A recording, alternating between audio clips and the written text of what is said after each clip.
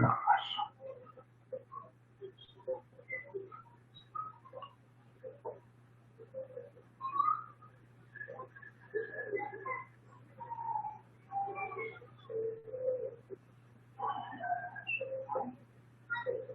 en la computadora.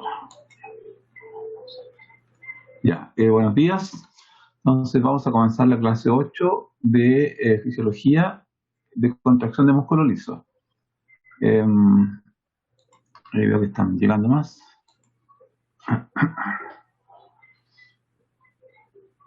Ahí lo estoy admitiendo, ¿ya? Perfecto.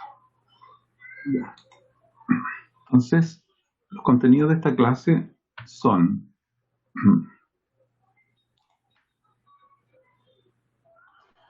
los tipos de músculo liso que existen, el acoplamiento, excitación, contracción, cuál es la diferencia que tiene con el músculo esquelético, y el mecanismo que aumenta el calcio en el músculo liso. ¿Ya? Esos serían los contenidos de esta clase. Y los resultados de aprendizaje sería buscar la forma de reconocer la diferencia estructural y funcional entre músculo liso y músculo esquelético, saber cuáles son aquellas estructuras y aquellas funciones diferentes, diferenciar qué significa músculo liso unitario versus músculo liso multiunitario, describir los pasos que existen en el acoplamiento, excitación, contracción en el músculo liso y explicar tres mecanismos que son reconocidos, aun cuando igual aparentemente habría más mecanismos. Yo voy a tratar de explicarle bien cuáles son los tres que se aceptan y de hecho hay otro que está fuera pero que también se podría aceptar, ¿ya? Eso. Muy bien, Paz viene llegando, así que la vamos a dejar entrar. Entonces, vamos a partir por los tipos de músculo liso que existen, ¿ya? Pero primero vamos a comparar un poquito los distintos tipos de músculos, ¿ya? Aquí tenemos un músculo liso, ¿ya? Con células redondeadas, tienen miofibrillas, pero no son multinucleadas, sino que cada una tiene un solo núcleo. Y están organizadas de una manera en que no se observan estriaciones, ¿ya? En cambio, músculo esquelético y músculo cardíaco sí presenta una organización mucho más clara, ¿ya? Donde se observan estos patrones de bandas oscuras y bandas claras, ¿ya? La banda A y la banda I. Y, por ejemplo, se observa que son células multinucleadas, ¿ya? Son células muy largas y multinucleadas. Lo interesante de esta comparación, y lo mismo en el caso del músculo cardíaco, ¿ya? Son células estriadas, pero que tienen una disposición, ya que no es tan como paralela en este caso, tiene una disposición un poquito más desordenada la fibra muscular en cuanto al espacio, como que el músculo va tomando una orientación más tridimensional. En el caso de la fibra músculo cardíaco, en el caso de la fibra muscular esquelética, la orientación es mucho más alargada, más pirilana y más recta, ¿ya? En este caso, como les decía yo, tienen varios núcleos, que son núcleos aplanados, que están debajo del sarcolema. Aquí tendría un núcleo más o menos central, el caso del músculo cardíaco, ¿ya? Y tiene uniones entre las células que se llaman los discos intercalados, ¿ya? Entonces no son fibras tan largas, como en este caso, que una fibra larga puede llegar a medir varios centímetros, ¿ya? De largo. O de hecho puede llegar a medir todo el largo del músculo, ¿ya? Y eso es bastante largo. Ya. En el caso de la comparación, podríamos decir que obviamente son fibras musculares que se contraen, o sea, tienen que tener las mismas fibrillas, ¿ya? Entonces deben tener filamento grueso y fino, pero no están organizados tan bien, ¿ya? Tienen un patrón diferente que se organizan en lo que se llaman los cuerpos densos, ¿ya? Que serían puntos de contacto entre algunos filamentos gruesos y filamentos finos. Carecen de estriaciones, es decir, no tendrían sarcómero. Entonces, aquí sí hay sarcómero y aquí sí hay sarcómero. No tienen la troponina, ¿ya? Y en vez de la troponina usan para la unión de calcio la calmodulina, que es la que regula el proceso posterior, río abajo, por así decirlo, de la cascada. Tampoco tienen, como en este caso, aquí la fibra musculoesquelética tiene una unión neuromuscular, una sinapsis colinérgica nicotínica muy bien desarrollada, muy bien estructurada, ¿ya? Y muy bien estudiada también. Y que deja un espacio sináptico muy, muy pequeñito donde se liberan los neurotransmisores y, en fin, eso está súper bien descrito. En el caso del músculo esquelético, cardíaco, perdón, acá las fibras no tienen una inervación tan clara como en el caso de la unión neuromuscular de músculo estriado, sino que lo que pasa es que acá tienen uniones comunicantes, ¿ya? Eh, que son las gap junctions, que permiten que el corazón funcione como sincicicio funcional. Por lo tanto, no requiere tanto fibras que vayan inervando. Basta que funcione y funciona perfectamente simplemente con un sistema excitoconductor, que lo vamos a empezar a ver ya desde la siguiente clase, ¿ya? Y con potenciales de acción que pueden llegar, por ejemplo, al nodo sinusal. Y con eso es suficiente para que todo el corazón logre funcionar. ¿Ya? Si no funciona el nodo sinusal, normalmente sigue funcionando el nodo auriculoventricular. Entonces, tiene una jerarquía de funciones que le permiten la contracción. Acá, la contracción tiene que ocurrir obligatoriamente por la llegada de un potencial de acción a cada fibra, ¿ya? Y ahí entonces hay una gran diferencia entre músculo cardíaco y músculo esquelético. En este otro caso, las, las fibras, ¿ya? Musculares están conectadas eléctricamente. Aquí otra vez hay un sincicio funcional, pero eso en el caso del músculo liso unitario. ¿Ya? En el caso del músculo liso multiunitario hay una separación eléctrica entre cada fibra. ¿Qué otra cosa? Decir que en general estos dos músculos, los músculos estriados, esquelético o músculo cardíaco, tienen una contracción más rápida, ¿no es cierto? Una contracción mucho más eh, rápida y mucho más, yo diría, rítmica, en el sentido de que pueden relajarse y contraerse, ¿ya? Es más fásica, ese es el nombre que tiene, el nombre fisiológico, fásica, ¿ya?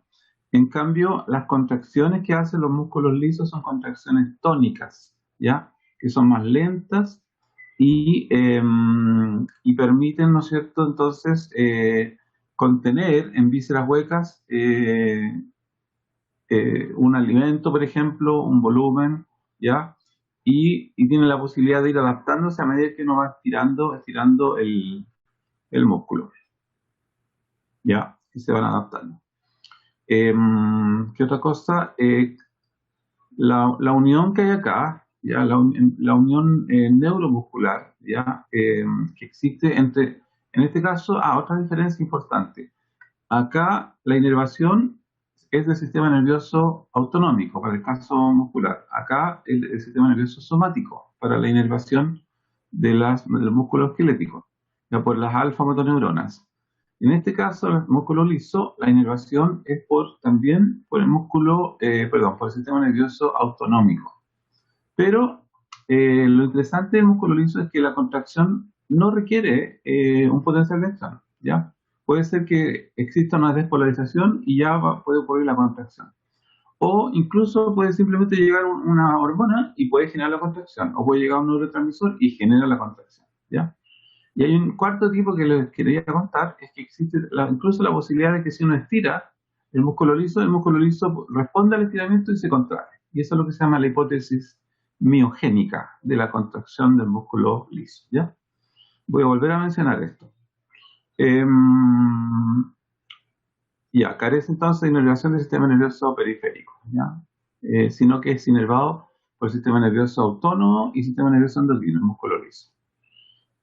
No está asociado a los huesos y por lo tanto su contracción no va a generar movimiento de las extremidades, por ejemplo, ¿ya? sino que forma vísceras y los vasos sanguíneos. Generan sus grandes funciones que generan motilidad, ¿ya? Por ejemplo, la motilidad del quimo, en el tracto gastrointestinal, o la motilidad de la orina por los uréteres, o la motilidad del bolo en el esófago, etc. Y generan tensión también, ¿ya? Esas son las dos grandes funciones que tienen los músculos lisos. Entonces, son viscerales o vasculares, ¿ya? Eso. No sé, ¿alguna duda sobre la comparación entre músculo liso, músculo esquelético y músculo cardíaco? ¿Alguna duda? Profesor, ¿cuántos núcleos aproximadamente tiene el músculo cardíaco? ¿Cuántos Fibras. núcleos? Sí, Cada fibra tiene un solo núcleo que está separado por un disco intercalado de la otra. eso sería, Sí, no muchas son gracias. multinucleadas. En cambio, las fibras del músculo esquelético son multinucleadas y las fibras del músculo liso son también uninucleadas, igual que el músculo cardíaco. Muchas gracias, profesor. Ya, ya. Aquí tenemos una visión del músculo liso multiunitario y el músculo liso unitario. ¿Ya? En el caso, como ustedes se dan cuenta, aquí hay uniones, que son las uniones que se llaman comunicantes, uniones, a ver, son los gap junction, son las uniones eh, comunicantes, sí, está bien, ese es el nombre que tiene, ¿cierto? Gap junction, o en realidad la palabra gap significa hendidura, ¿ya? Son las uniones que uno le llama con hendidura también. Uniones con hendidura, uniones gap, uniones comunicantes. ¿Qué gracia tiene estas uniones comunicantes? Son vías de baja resistencia al flujo de una corriente eléctrica. Permite el paso de iones y pequeñas moléculas, ¿ya? Y por lo tanto hace que el tejido que tenga estas uniones funcione como un sincicio funcional, ¿ya? Entonces, músculo liso unitario es como si fuera una sola unidad, ¿ya? Por eso se llama unitario. Porque si le llega un potencial de acción, ese potencial de acción va a poder estimular a una gran cantidad, a todas las células de esa unidad, y se va a contraer, ¿ya? Entonces hay una coordinación eléctrica. Así funcionan las paredes del tubo digestivo, por ejemplo, ¿ya? Y la otra cosa interesante es que tienen unas ondas de despolarizaciones y hiperpolarizaciones, como que si el potencial de reposo de estas células fuera inestable, ¿ya? Se parece un poco a lo que pasa con los nodos sinusales y nodos auriculoventriculares, donde también tiene una fase 4 de despolarización del potencial de acción eh, que no es estable, sino que es inestable. ¿Ya? En este caso, las ondas lentas son simplemente ondas así son como ondas del mar, ¿no es cierto? Que se van depolarizando y se van acercando un poquito al umbral y después se van alejando y acercándose a zonas más hiperpolarizadas, ¿ya? Esas ondas lentas tienen la característica de que una vez que llegan obviamente al umbral, se van a generar potenciales de acción en la punta de la onda de despolarización. Por lo tanto, las ondas lentas no son potenciales de acción, sino que son simplemente ciclos de hiperpolarización y despolarización de la membrana plasmática. Se cree que eso puede estar asociado a los cambios de actividad de la bomba sodio-potasio TPase, porque en el fondo tiene un poquito de electrogenicidad, como ustedes saben, ¿ya? No es uno a uno la estequiometría con la salida de sodio y la entrada de potasio, ¿cierto? Sino que tiene una diferencia y por lo tanto esa pequeña posibilidad de generar cargas hace que el potencial de reposo de estas membranas sea inestable, ¿ya? Y eso es lo que se llama ondas lentas. Eh, y esas ondas lentas son bien interesantes porque funcionan como una especie de marcapaso. Una vez que esa onda lenta logra generar la contracción, eh, eso va produciendo una onda de despolarización que se puede ir avanzando hacia la víscera, por la víscera, como en el caso del esófago, como avanzando el anillo de contracción, por ejemplo, para el movimiento del bolo, por el reflejo esofágico, ¿ya?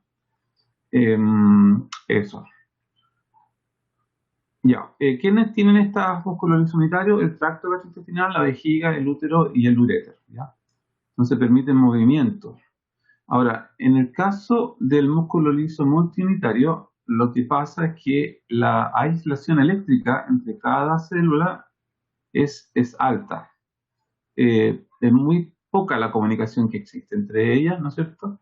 Y eso le permite que cada una de las fibras se comporte como una unidad motora per se.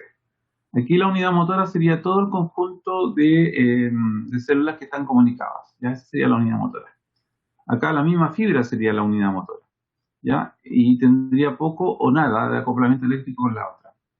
En este caso, como ustedes entienden, ¿no es cierto? Dado que la inervación es 1 a 1, entonces lo que yo voy a tener es un control fino del movimiento, ¿ya? ¿Y dónde yo quiero control fino del movimiento? Que sea controlado por el sistema autonómico, no por la voluntad, sino que autonómicamente. Lo quiero en el iris, en los músculos ciliares del cristalino y en el conducto deferente. ¿Ya? Ahí quiero control fino del movimiento, no un control tan grueso del movimiento como en este caso, donde no importa que se contraigan miles de fibras, ¿ya? Porque lo importante aquí es que ocurra un proceso de movimiento de un bolo, movimiento de masa, movimiento del quimo, ¿ya?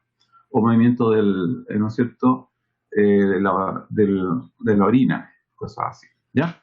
Eso. Entonces ahí están las grandes diferencias entre, ¿no es cierto?, el músculo liso multiunitario, que permite un control fino del movimiento, y el músculo liso unitario, que permite el movimiento masivo de, ¿no es cierto?, de masas, de comida, de orina, etcétera, en nuestro cuerpo, ¿ya? Eso.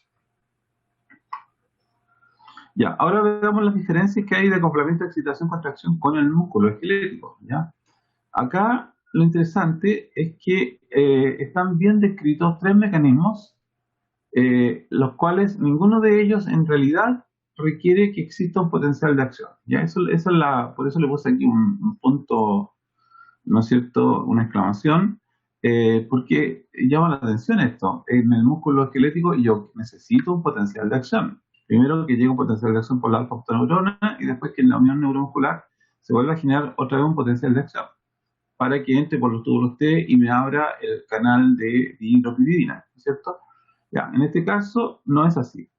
En este caso basta y sobra con una despolarización, ya, de la membrana sarcoplásmica para que un canal de calcio dependiente de voltaje o canal tipo L se abra, ¿no es cierto? Y eso permita la entrada de calcio desde el extracelular al intracelular.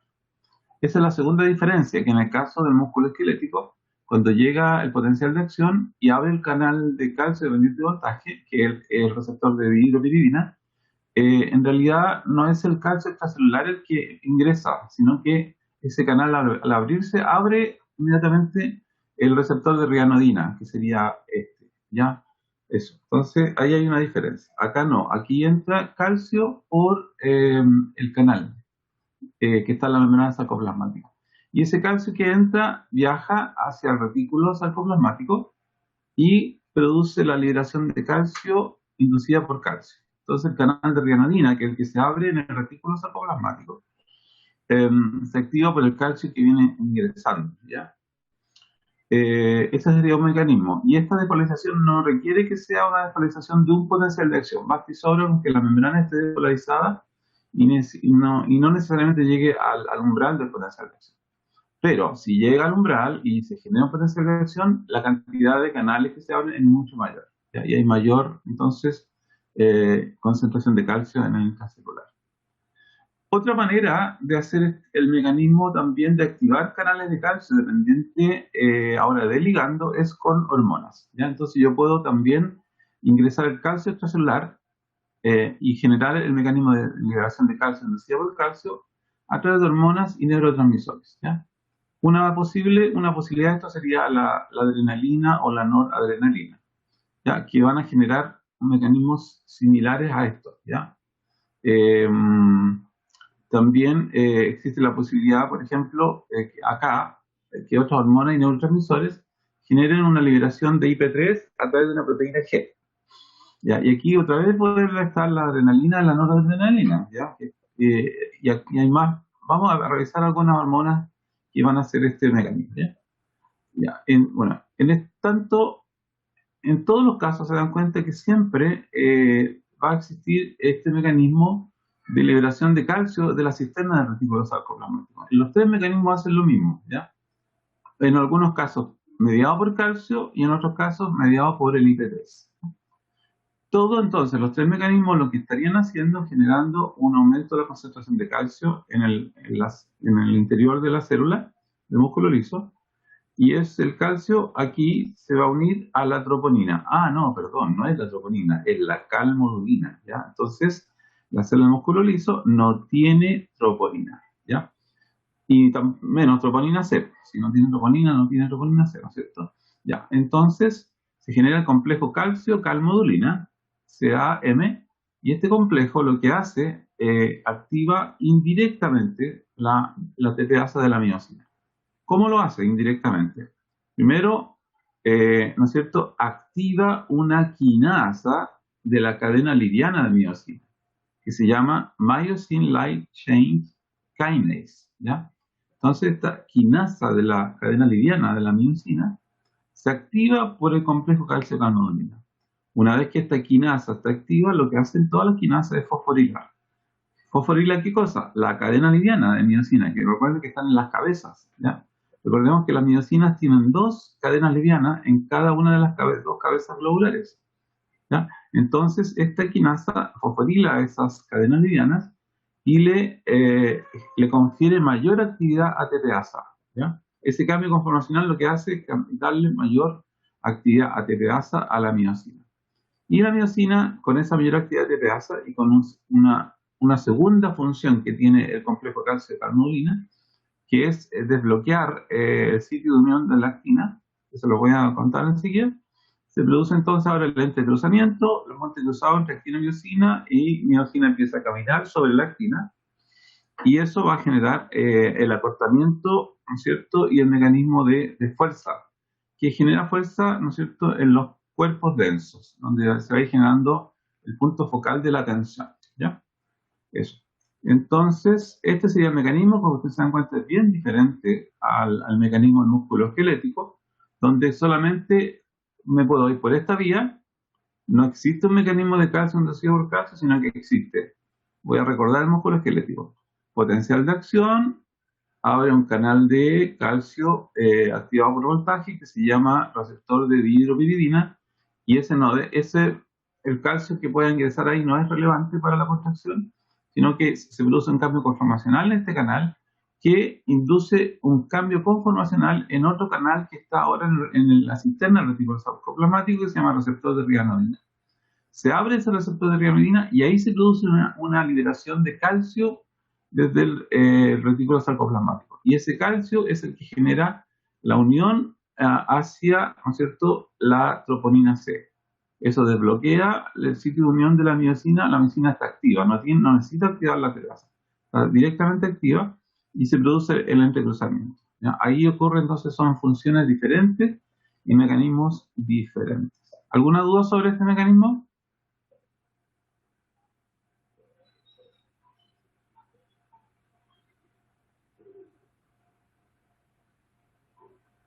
No, profe. Estoy contando, 30 segundos significa que nadie responde. A ver, Profesor, algo?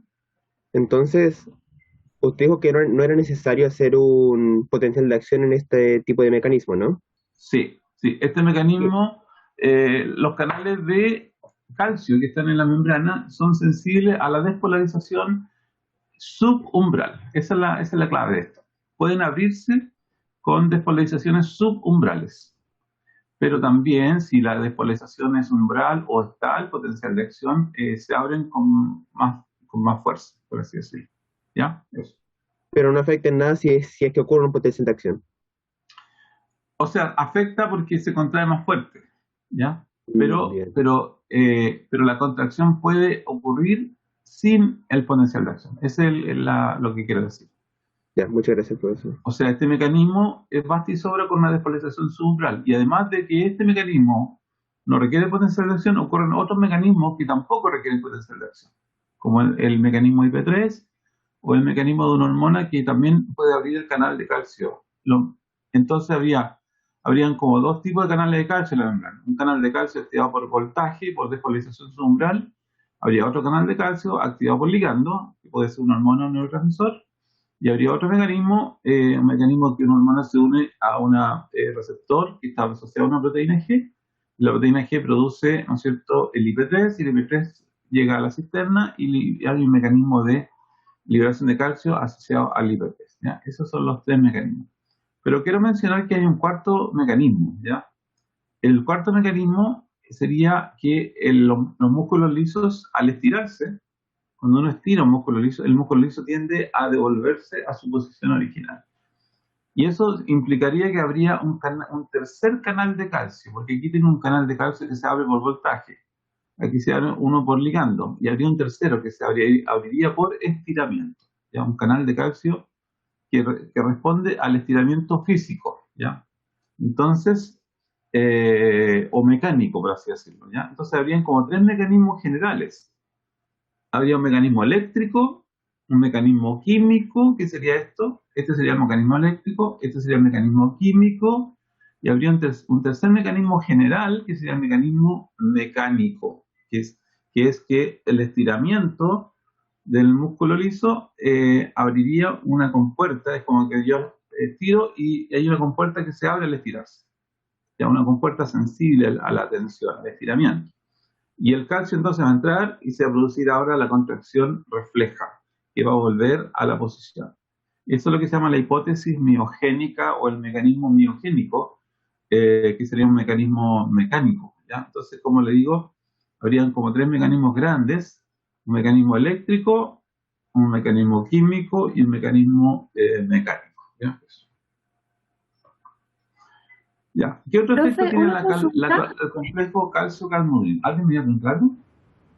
Sí, profe, yo tengo una consulta. Aline, dígame. Profe, entonces esos mecanismos de calcio están entrando al retículo sarcoplásmico para aumentar la concentración de ahí y luego salir. Todos estos mecanismos, todos ellos, lo que hacen es finalmente liberar calcio de la cisterna del retículo sarcoplasmático. Los tres mecanismos que están aquí, ¿ya? Y el cuarto que yo les dije también haría lo mismo. Todos hacen... entonces libera el calcio. Sí, todos hacen eso, finalmente. O sea, el IP3, ¿qué hace? Se une a la cisterna del retículo sarcoplasmático y libera calcio. ¿Qué hacen estos otros dos mecanismos? Estos permiten ingresar el calcio del extracelular. Este no. Este que está aquí no permite ingresar calcio del extracelular, sino que lo que hace es ingresa un segundo mensajero que se une a la cisterna y la cisterna libera calcio. Estos otros dos son mecanismos similares, en el cual los dos mecanismos activan un canal de calcio en la membrana plasmática, o en el sarcolemma, ¿ya? Entonces, este mecanismo significa que este receptor, este canal de calcio está sensible a la despolarización y se abre y el calcio entra a favor de su gradiente química, y al entrar el calcio viaja hasta la cisterna y produce un mecanismo de liberación de calcio en densidad por calcio. En este otro mecanismo es una hormona o un neurotransmisor que se une a su receptor, ¿ya? Y ese receptor está asociado a un canal de calcio dependiente del ligando. Y una vez que entonces la hormona neurotransmisor se una, el canal de calcio dependiente del ligando se abre, entra calcio a favor de su gradiente química, y el calcio que entró induce la liberación de calcio de la cisterna del retículo sarcoplasmático. Entonces aquí tengo estos dos mecanismos, son mecanismos que requieren que el calcio entre desde el extracelular al intracelular.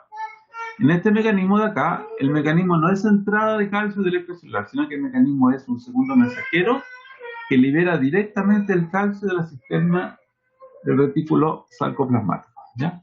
¿Se entiende? Profe, Sí, profe, muchas gracias. Ya, muy bien. después de la liberación de calcio, ¿qué pasa ahí con la calmodulina? Ya.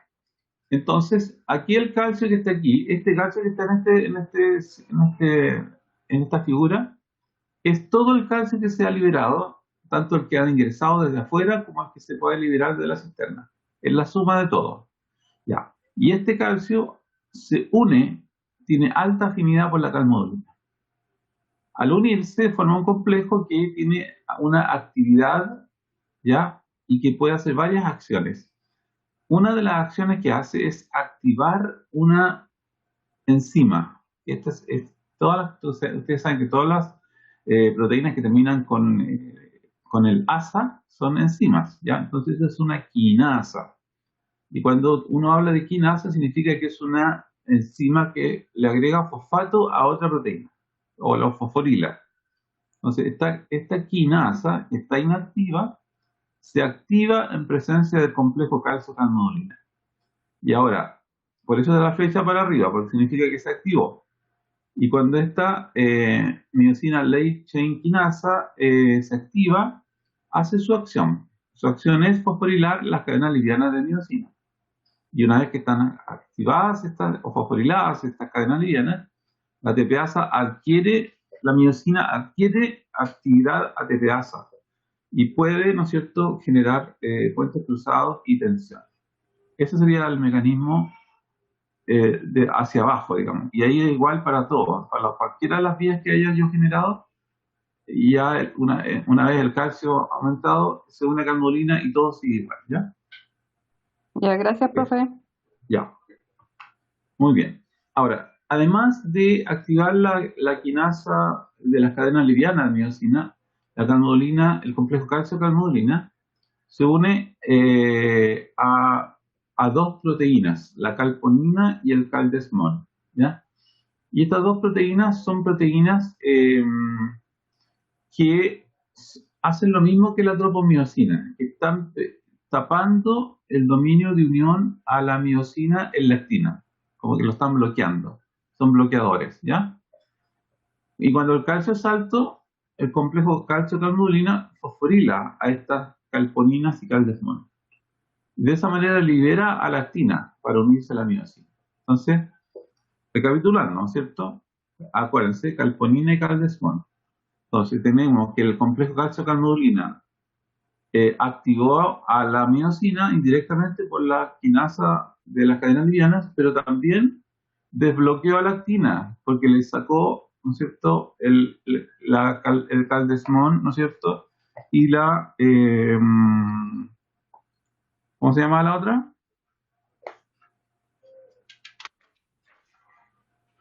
Calponina. Y la calponina, muy bien. La calponina y el caldesmol. Entonces, él los saca, que son los bloqueadores, ¿no es cierto?, de la actina. Eso, y hacen el trabajo similar a la tropomiosina. Ya. Ahora, como les dije, entonces, recapitulando, son distintos mecanismos que podemos usar para activar a los músculos lisos, a la contracción. Pueden ser estímulos mecánicos, y aquí estaría la hipótesis miogénica. Pueden ser mecanismos eléctricos a través de abrir un canal de calcio dependiente de despolarización, ¿ya? Y esta puede ser subumbral o puede ser un estímulo químico. Y en este caso, el estímulo químico tiene dos derivadas, ¿no es cierto? El estímulo químico puede ser unirse a una proteína, a un receptor, ¿cierto?, el cual está asociado a un canal de calcio dependiente del ligando. Esa es la primera posibilidad. Y ahí entonces entra calcio de extracelular y activa la calmodulina. Segundo, hay una posibilidad de que se una una hormona o neurotransmisor a un receptor que está asociado a una proteína G. Esa proteína G genera IP3, y el IP3 sería el que liberaría calcio desde la cisterna del retículo sarcoplasmático. ¿Ya? Ahí están los tres mecanismos. Entonces, hablando del primer gran mecanismo, estos son los mecanismos genéricos. El simple estiramiento de un músculo liso puede generar su contracción refleja, y eso se llamaría respuesta miogénica o hipótesis miogénica.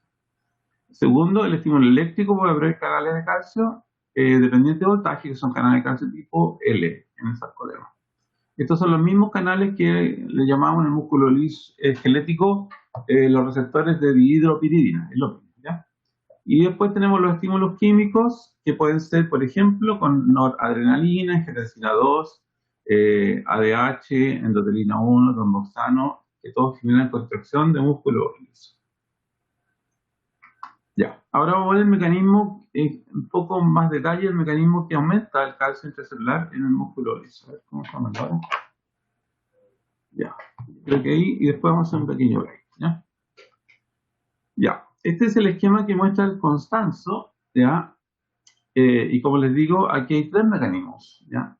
Un mecanismo de hormona y neurotransmisor que se une a un receptor que está asociado a una proteína G, y esta proteína G genera IP3. Segundo, existiría un canal de calcio dependiente de voltaje, ya que este va a depender de la despolarización, y este no necesita otra proteína más alrededor. Y tercero, tengo un receptor que está asociado a una proteína G que está asociado a un canal de calcio, que es dependiente del ligando. ¿Ya? Y con estos tres mecanismos yo podría aumentar el calcio intracelular. Lo interesante de esto es que, como lo muestra el esquema previo, ¿no es cierto?, todos estos mecanismos podrían generar la liberación de estos dos mecanismos, este y este mecanismo, podrían generar la liberación de calcio inducida por calcio, ¿ya? Pero este no, ¿ya? Este lo que hace, acuérdense que aquí no entra calcio, sino que entra IP3 nomás. Y se produce la activación del canal de calcio dependiente de ligando, en este caso, que es el IP3, y se abre el canal de calcio y sale el calcio del sistema retículo sarcoplasmático. Pero aquí en este esquema le falta algo, ¿no es cierto? Le falta que este calcio que ingresó llega a la cisterna y abre también este canal, ¿ya? Y se produce la salida, la liberación de calcio inducida por calcio. Y este calcio acá hace lo mismo también, ¿ya? Eso. Y entonces tendríamos estos mecanismos. Ahora, estos mecanismos son bien interesantes porque son mecanismos que permiten a uno entender cómo funcionan algunas hormonas, ¿ya? ¿Por qué, por ejemplo, la adrenalina va a generar, si se une a un receptor que se llama tipo alfa-1 adrenérgico, los receptores alfa-1 hacen eso. El receptor alfa-1 está asociado a fosfolipasa C, que está acá. Y la fosfolipasa C lo que hace es hidroliza la fosfatidilinositol bifosfato, lo transforma en inositol trifosfato, el cual es soluble, ¿no es cierto?, ahora en agua y puede viajar al interior del sarcoplasma. Según el receptor de renadina, lo abre y eso libera calcio. Supongamos que la adrenalina se liberó por una reacción de lucha y huida, ¿ya? Esto va a generar aumento de calcio en el músculo liso vascular y eso va a generar vasoconstricción. Al generar vasoconstricción me va a producir un aumento del volumen en alta presión, ¿ya? Entonces va a generar una retención de volumen en el lado arterial, eso aumenta la presión arterial, disminuye la presión venosa y logra generar entonces una respuesta al estrés que es poder perfundir otros tejidos, por ejemplo el tejido muscular, para arrancar, para correr. Ya vamos a hablar mucho más de esto en el curso, a medida que pasa el curso, ya de cómo va ocurriendo toda esta reacción. Pero ese es un ejemplo bueno, ¿por qué? Porque la adrenalina se libera en situaciones de lucha y vida. Y entonces yo quiero que la presión me suba para poder tener una buena respuesta, ¿no es cierto? Y poder mover mis músculos, tener oxigenación en mis músculos con una presión alta. Sin embargo, hay otras hormonas que pueden hacerlo no con IP3, sino que abrir directamente el canal de calcio y, en fin, si llega el potencial de acción, por ejemplo, aquí arriba hay una varicosidad, ¿no es cierto? Libera noradrenalina y eso puede también generar, ¿no es cierto?, otras respuestas. A ver, veamos. Ya. Y vamos a seguir con los agonistas biológicos, pero creo que vamos a hacer un pequeño break, ¿no es cierto? ¿Está bien en esta hora? Entonces, ya. Nos quedamos aquí en los agonistas biológicos que aumentan la actividad de la quinasa de las cadenas livianas que generan contracción o de la fosfatasa de las cadenas livianas miosina que generan relajación, ¿ya? Vamos a mirar esto porque es interesante, un mecanismo de regulación, ¿ya? Vamos, entonces, bueno. Ya. Este sería el mecanismo propuesto en estos días, ya está bien actualizado este mecanismo, de cómo van a ocurrir los procesos de regulación de la quinasa de las cadenas livianas. Esta sería la que fosforila a las cadenas livianas y genera contracción, o de la activación de la fosfatasa, que sería esta otra, de las cadenas livianas, que lo que hace es sacarle el fosfato a la miosina y la deja desfosforilada y por lo tanto va a inducir la relajación. Entonces, bien interesante el esquema porque me gusta porque tiene el equilibrio dinámico entre quinasas y fosfatasas. Y aquí es lo que siempre va a ocurrir. En nuestro cuerpo va a ocurrir este equilibrio intercelular. Una vez que hay actividades quinasas, siempre deben haber actividades fosfatasas para lograr el equilibrio, ¿no es cierto?, de la regulación. Entonces, lo otro bueno que tiene este esquema, que está muy completo, es que involucra los agonistas biológicos, las moléculas que se van a unir a los receptores específicos y que van a generar un segundo mensajero, por ejemplo, de acuerdo a la proteína G que esté pegada al receptor, ¿ya? Esto puede resultar un poco complicado, pero es bastante bueno que ustedes lo vean ahora, ¿no es cierto? Va a significar que, por ejemplo, todas las células de músculo liso no tienen el mismo tipo de receptores, ¿ya? Pueden tener distintos tipos de receptores. Y lo otro que significa es que dependiendo del ligando que sea y del receptor que sea, es la respuesta que yo voy a tener. Por ejemplo, vamos a dar un ejemplo. Si yo tuviese un receptor, ¿ya?, que fuera la proteína G sub Q, ¿ya?, con la Q, ¿ya? Vamos a buscar una que tenga G sub Q, esta que está aquí, ¿ya? Entonces, esta mezcla de R significa el receptor, ¿ya?, de este receptor, que en este caso podría ser cualquiera de estos receptores. Mira qué interesante. Entonces, la proteína G sub Q puede estar asociado a alfa 1, puede estar asociado al receptor de endotelina, puede estar asociado al receptor de la angiotensina, o puede estar asociado al receptor de la ADH o la vasopresina, que se llama receptor B1. Este receptor asociado a esta proteína G, una vez que llega la hormona, ¿ya?, bueno, entonces son todas, o el neurotransmisor, dependiendo de cómo uno lo quiera nombrar, esta hormona, neurotransmisor, está lo mismo. Ya, lleguen entonces a esta célula, se va a unir, por ejemplo, la adrenalina, vamos a poner ejemplo, la adrenalina aquí, epinefrina, se une al receptor alfa 1, ya va a ser el receptor alfa 1. Y este receptor alfa 1 va a estar asociado a la proteína G. Y una vez que la adrenalina se une a su receptor alfa 1, se activa la proteína G, que rompe el inositol-fosfato en diacilglicerol e IP3. El IP3 se libera y llega, ¿no es cierto?, y activa el canal de rianodina, se abre el canal de rianodina, el calcio se libera, ¿ya? Y se une a la calmodulina. Y la unión de calcio-calmodulina activa la quinesina de cadena liviana, lo cual fosforila a las cadenas livianas y hace que entonces la miosina quede activa para la contracción. Entonces, ¿qué pasó? Pasó que la adrenalina, uniéndose a su receptor alfa 1, generó contracción de qué? Por ejemplo, el músculo liso vascular. Si la adrenalina se une al receptor alfa 1 y genera contracción muscular, entonces la adrenalina va a subir, por ejemplo, la presión.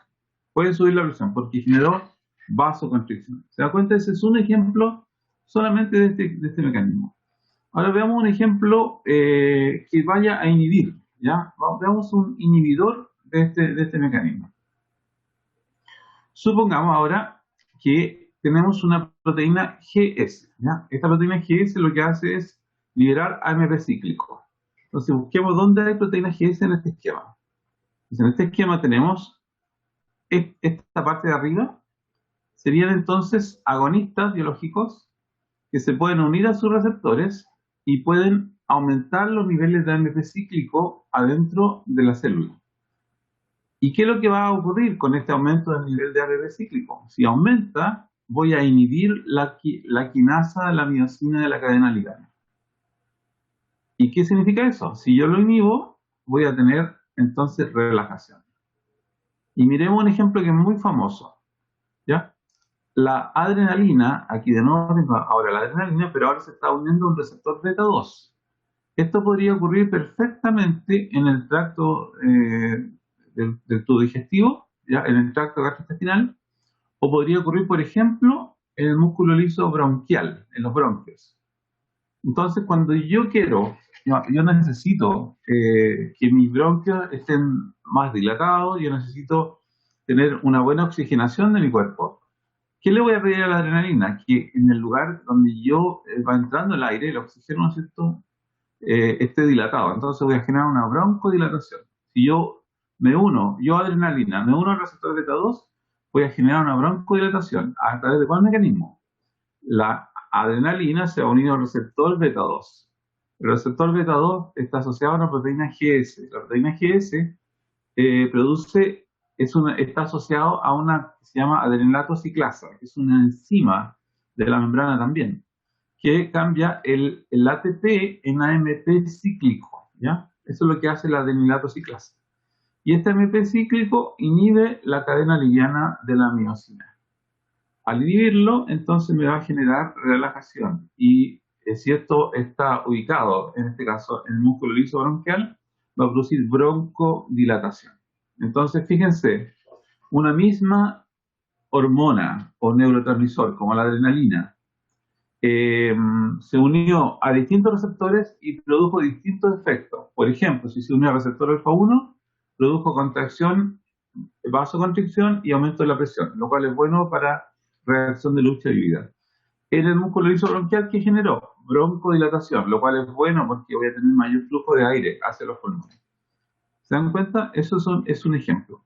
Ahora, otro ejemplo bien bueno de este esquema, es el óxido nítrico, que está acá, que es una molécula que genera, ¿no es cierto?, el GMP cíclico.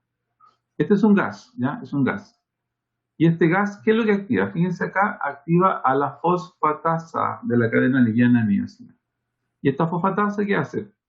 Le saca el fosfato a la cadena liviana y produce una cadena liviana sin fosfato, por lo tanto, logra el estado de relajación. Entonces aquí tengo un gas que también me va a generar relajación, pero a través de activar la fosfatasa.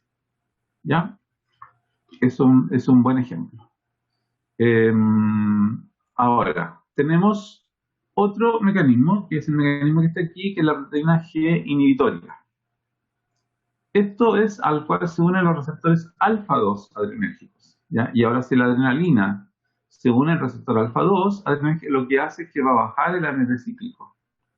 Y si baja el AMP cíclico, entonces ya no inhibe a la quinasa de la cadena liviana, y al no inhibirlo, se produce contracción. Entonces, la unión de adrenalina a este receptor inhibitorio de AMP cíclico en realidad resulta en la activación de la contracción. ¿Ya? Quiero saber si me están siguiendo en este ejemplo, que es un ejemplo, yo diría, es un poquito complejo, lo entiendo que es complejo, ¿ya? Porque tiene muchas variables. Pero son variables que debiésemos empezar a manejar. A ver, no sé, quiero saber qué les parece esto, si está muy complicado o no.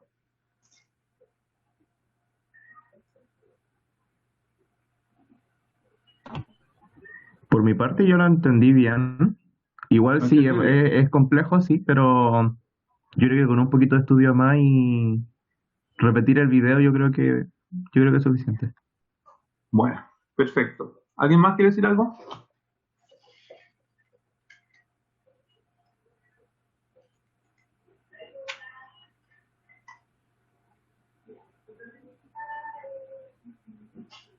Sí, se entiende, profe, como dice Máximo, sí, con una repasada igual al video se va a captar mejor la idea. Ya, perfecto. Ya, pero este es un esquema que yo lo encontré genial. Anoche estuve buscando, decía, encuentro un bonito esquema que sea explicativo, que permita, ¿no es cierto?, dar a entender, y encontré este mecanismo que tenía todos los mecanismos de regulación, y tenía más encima los nombres de los agonistas biológicos, lo cual es genial. ¿Ya? Esto nos va a ayudar. Este esquemita, ténganlo súper presente, porque lo vamos a volver a nombrar en muchas partes de los dos cursos de fisiología, ya tanto de este como del otro. Y le va a servir también cuando hagan fisiopato y cuando hagan fármacos, ¿ya? Este es un esquema demasiado bueno, así que no lo pierdan de vista. Y de aquí, ¿qué es lo que voy a rescatar? Voy a rescatar que todas las hormonas que activan la proteína GQ son vasoconstrictoras, ¿ya? Eso ténganlo súper presente. Entonces, la adrenalina, la noradrenalina uniéndose al alfa 1 o la endotelina uniéndose al receptor de endotelina A, o la angiotensina uniéndose a su receptor AT1, o la vasopresina uniéndose al receptor B1, todos van a generar vasoconstricción, ¿ya? Y son todos, por lo tanto, moléculas que suben la presión arterial, ¿ya? Todo esto sube la presión arterial. Si yo quiero bajar la presión arterial, podría querer inhibir alguna de estas, ¿ya? Eso es interesante también tener en consideración ese tipo de cosas, ¿ya? Pero uno dice, pero profe, la ADH o la vasopresina, en realidad lo que hace es retener agua. Claro, sí, hace retener agua, pero ojo que fue descubierta primero como una hormona que subía la presión, y por eso se le llamó vasopresina, ¿ya? Así que cuidado, porque el efecto sobre el receptor B1 es anterior al conocimiento que después tenía un receptor B2, ¿ya? Que es el que genera la movilización de las acuaporinas y genera entonces el efecto de recuperación del agua, de la ADH o vasopresina, ¿ya? Igual, la angiotensina 2 también tiene su propio efecto en la presión endotelina. Entonces, esto es interesante, este grupo de hormonas que son hormonas hipertensivas, que suben la presión. Interesante acá el efecto que también a través de un mecanismo diferente a IP3, ¿ya? Un mecanismo diferente que también genera el aumento de la contracción. Y lo otro interesante acá es que dependiendo del receptor que yo pueda usar, es que puedo generar relajación, ¿ya? Puedo generar relajación con receptores beta-2 adrenérgicos, con receptores de adenosina o con receptores de prostaciclina, ¿ya? Así que la regulación del músculo liso, ¿cierto? Es muy elaborada, tiene muchos pasos. Ya, y para terminar, ¿no es cierto? Vamos a hablar sobre la relajación. Entonces, el músculo liso, ¿cómo se puede relajar? Siempre se va a relajar cuando se disminuye la fosforilación de las cadenas livianas, ¿ya? De la miosina. Entonces, ¿cómo puede ocurrir esto? Primero puede ocurrir, por ejemplo, en que disminuya la entrada de calcio desde el electro, o que disminuya la liberación de calcio desde la cisterna reticulosarcoplasmática. Ya esos son dos posibles mecanismos que van a generar relajación porque hay menos calcio. Segundo, porque se inhiba la quinasa de las cadenas livianas, ¿ya? Por aumento del AMP cíclico. Entonces ya sabemos que hay mecanismos que generan aumento de AMP cíclico, ¿ya? Especialmente en mecanismos hormonales. Y finalmente tenemos una posibilidad de activar la fosfatasa de las cadenas livianas por GMP cíclico, ¿ya? Que esto también generaría una desfosforilación de las cadenas livianas de la miosina. Y todo eso entonces va a inducir a la generación de la relajación.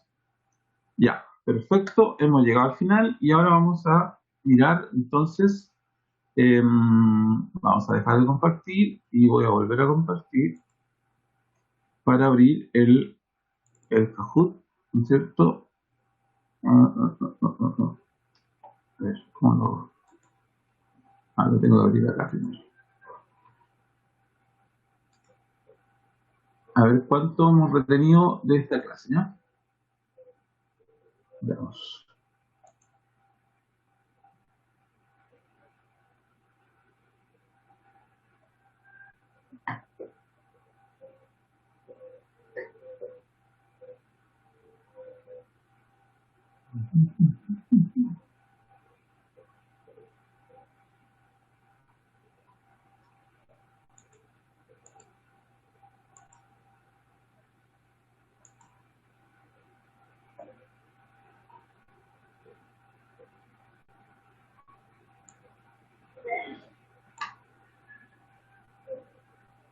A ver, no se quiere abrir.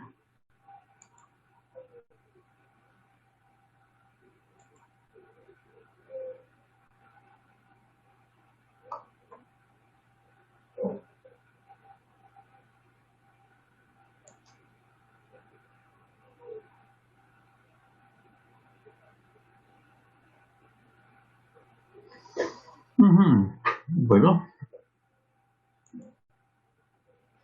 Esto no me había pasado antes. A ver. No sé cuál es el problema. A ver.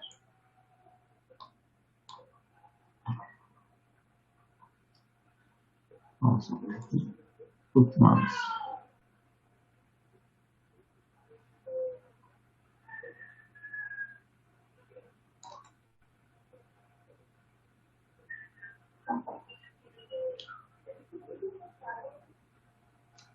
Vamos.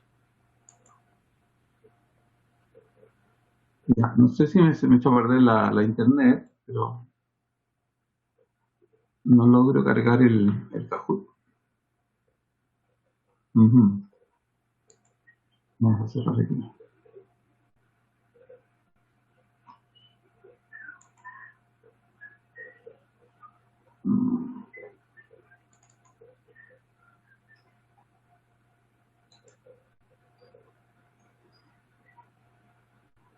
Profesor, puede intentar de poner en Google como solamente Kahoot, sin poner como el link directamente. Sí, yo creo que eso puede ser. Voy a intentarlo.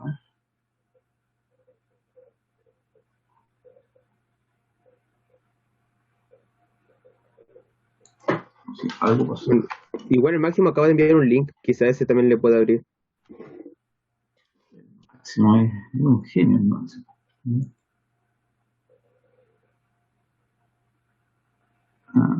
Ingresar. A ver, no. No, es que si pongo Kahoot solo, me pide el PIN.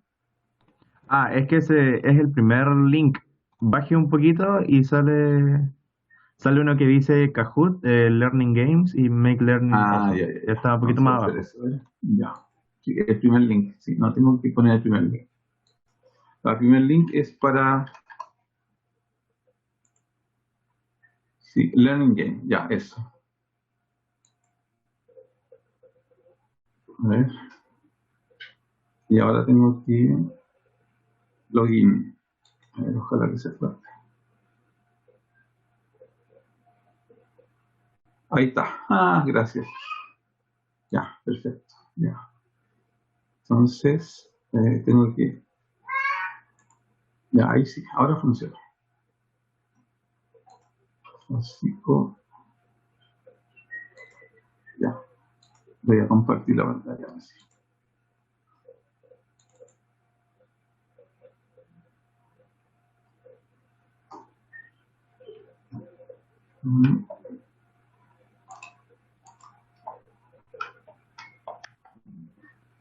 Vamos a cerrar esto. Ya, ahí está.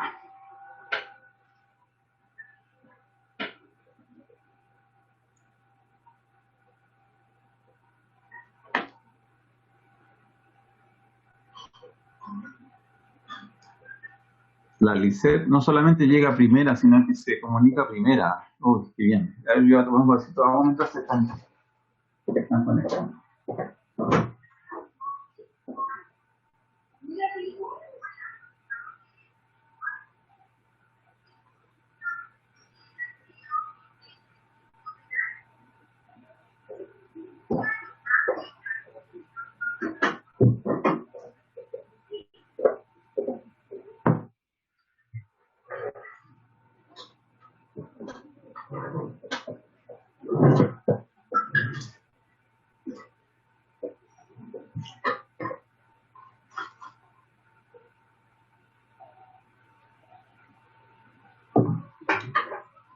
Ya. Vamos. Solamente 19, ya, poquitos.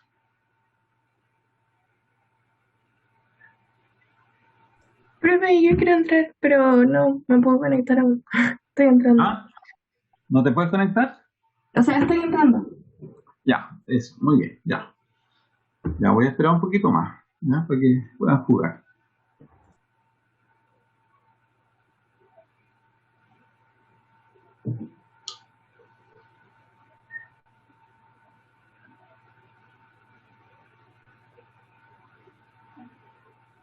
Ya, ¿alguien más se quiere conectar o partimos?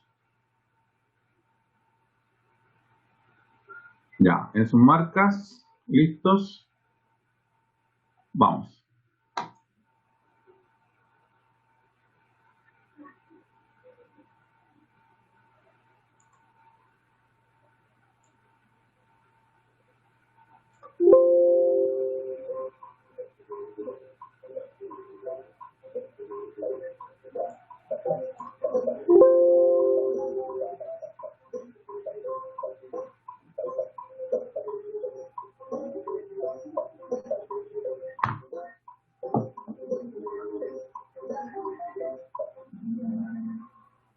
Exactamente. La principal diferencia histológica son la presencia de sarcómeros, que es lo que le da la estriación al músculo esquelético estriado. El músculo liso, como no tiene estriaciones, por eso se llama músculo liso. Perfecto. Máximo, Javiera y Bárbara. Ya, vamos.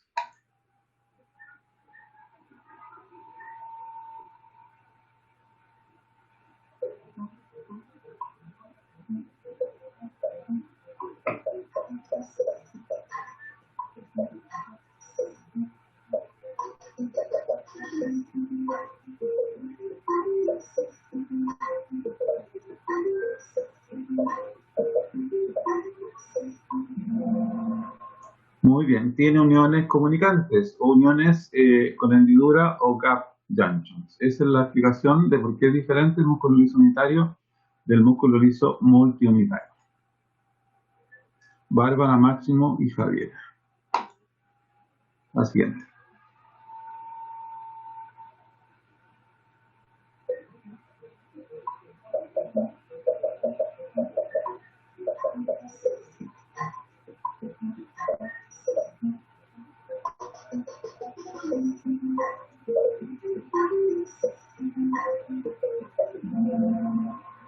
Súper bien. Eso sí que eso lo aprendieron bien, ¿ya?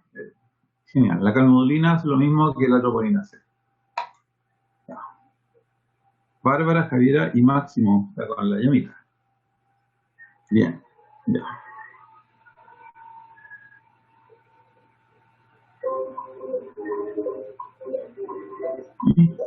Ay, ustedes no tienen cómo saber esto. A ver. Ujú.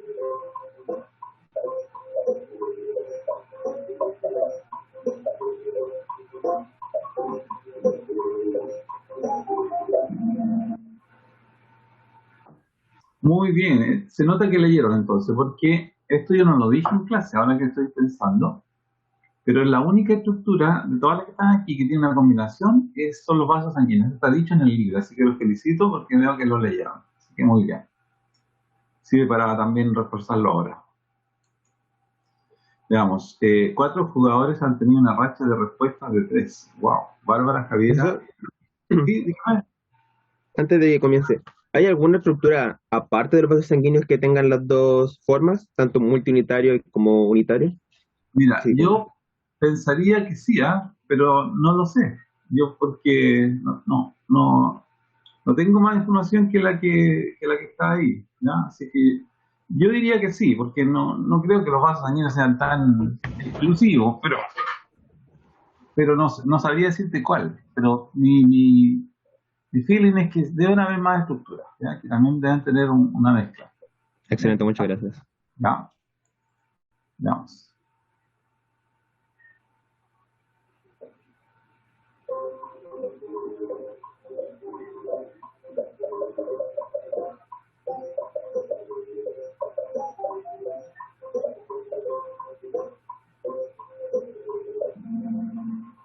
Bien, bien, bien. Veo que me siguieron la explicación, ¿ya? Hay estímulos eléctricos, hay estímulos químicos de distinta naturaleza y hay estímulos mecánicos. Muy bien. Bárbara, Javiera y Constanza. Ya, veamos.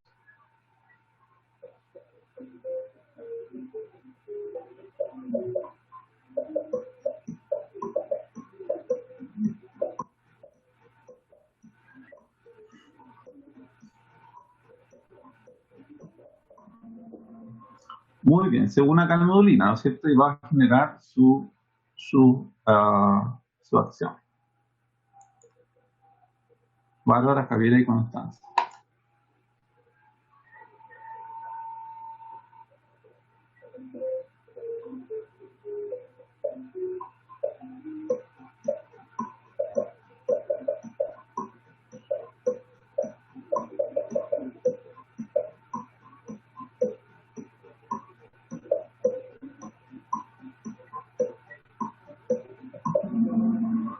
Muy bien, ¿no es cierto? Complejo calcio-carnodulina activa la quinasa de la miosina, o MLCK. Constanza tiene una racha de 7 respuestas correctas, wow. Eso sí que está bueno. Entonces, Javiera, Bárbara y Constanza. Muy bien.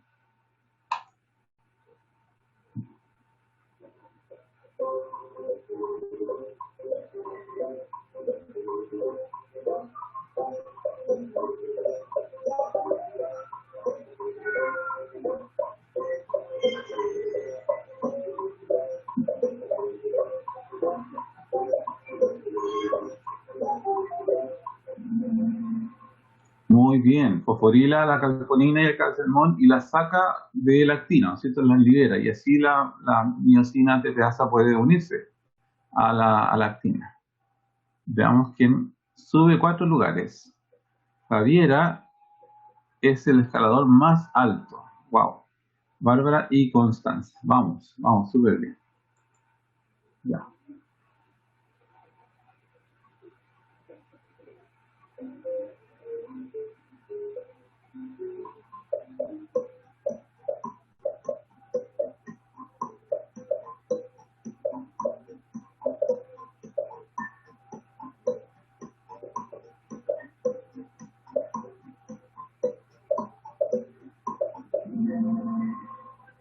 Excelente, ¿no es cierto? La unión de la adrenalina a su receptor beta-2 adrenérgico está asociado a una proteína GS, genera en músculo liso, por ejemplo, músculo liso bronquial, genera una broncodilatación, lo cual está asociado a una relajación del músculo, ¿ya?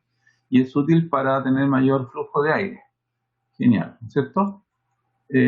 Bárbara, Javiera, Arturo y Constanza. Bien, ¿no? Vamos, muy bien. Entonces ya nos quedan, Javiera le está dando vuelta al resultado con 3 seguidas. Chuta. Veamos. 10 de 10.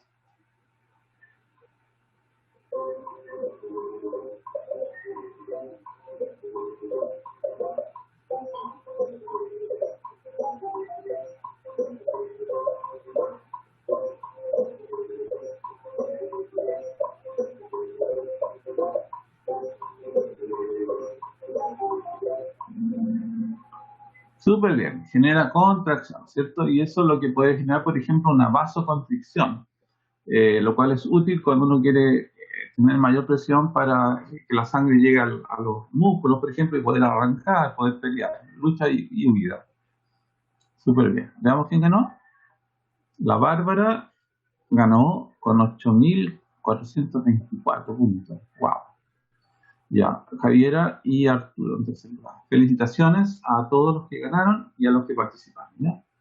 Entonces, vamos a dejar de grabar, de tener la grabación. Ya, bueno, les quiero dar las gracias por haber estado en la clase.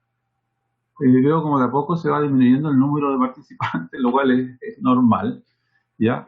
Les tengo así una noticia que me gustaría que se la pasen a todos. No sé si está Fernando, ¿estás por aquí? Fernando, no te veo, parece que no está el delegado.